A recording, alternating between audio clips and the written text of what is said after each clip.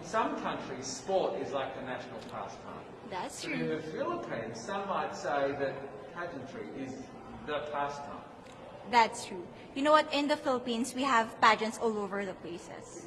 Yes, we have pageants in the barangay, in school, national, local. That's why we really love Miss Universe. It's like it's giving pride and putting the Philippines back on the pedestal. That's why there's an added pressure as a candidate coming from a pageant-loving country. But it's a good pressure. I always look up to our former Miss Universe Philippines. They really did well in the competition. And now this is my time to show who I am, to offer what Rabiya can show to the rest of the universe. So I'm very happy, and at the same time, I'm excited to make all my kababayans proud, and hopefully I do. Why do you think it is that the Philippines love pageants? They have appreciation for beauty. We do love pageant because we used to think that we wanted to be included in the world.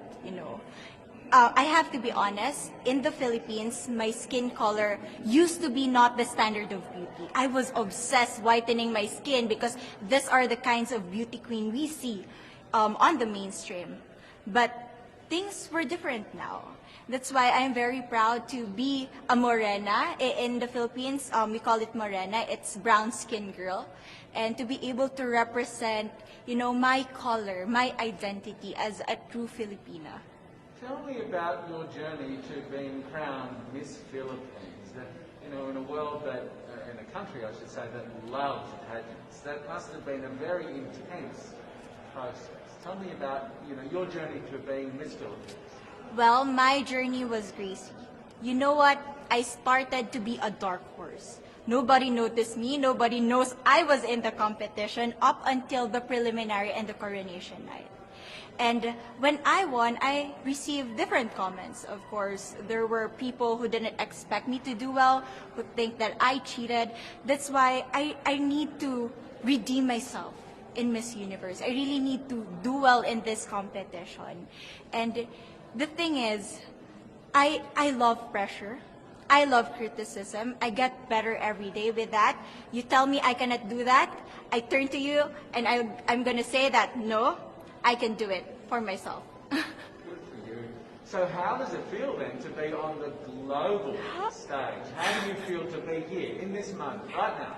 It's crazy, but I'm overwhelmed with the support, not just from the Filipino community, but also from Thailand, Latin countries who do appreciate me as a candidate, as a person.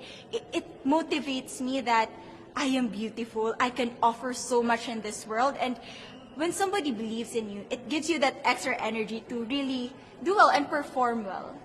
Do you have a sense with the girls, all of the girls competing, you're competing, but is there a sense of camaraderie with all of the girls? Is there a real spirit to, sort of motivate each other to do better? You know what? I have a different idea about Miss Universe. I thought it's going to be very competitive, in a healthy way, well, of course. But now I can see every girl helping each other, from fixing those hairs, from trying to zip up those outfits. It speaks of the closeness and the kind of camaraderie that we want to have.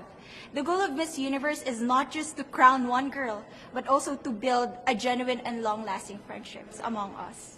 Would you say within the Miss Universe world, the contestants, is there a sisterhood? Are you sisters?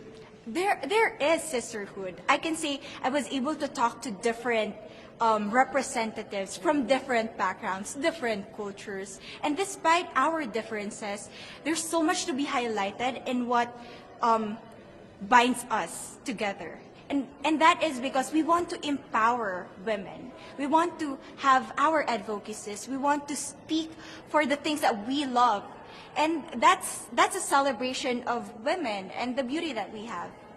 So coming out of this week, obviously you would love to be crowned Miss Universe. Of course. And that would be wonderful, of course, for any of you. But what else will you take out of this week? What do you think you'll feel at the end of this week, regardless of the result?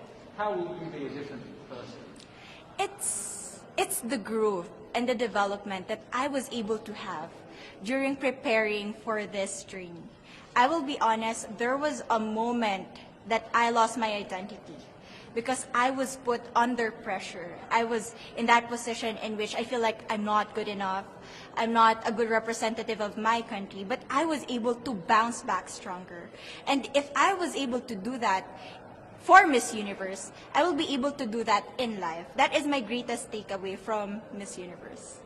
Okay, so the Philippines have a huge amount of fans. Yes.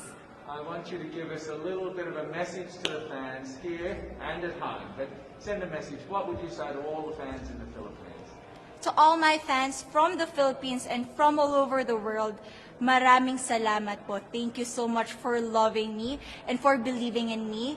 It means a lot to somebody who is so naive in this industry, who has no idea how to become a beauty queen on the first day of my journey. But because of your love and support, I was able to be the woman that I am today. And regardless of the result, I may or I may not win the crown, but one thing is for sure, I'm gonna make you all proud.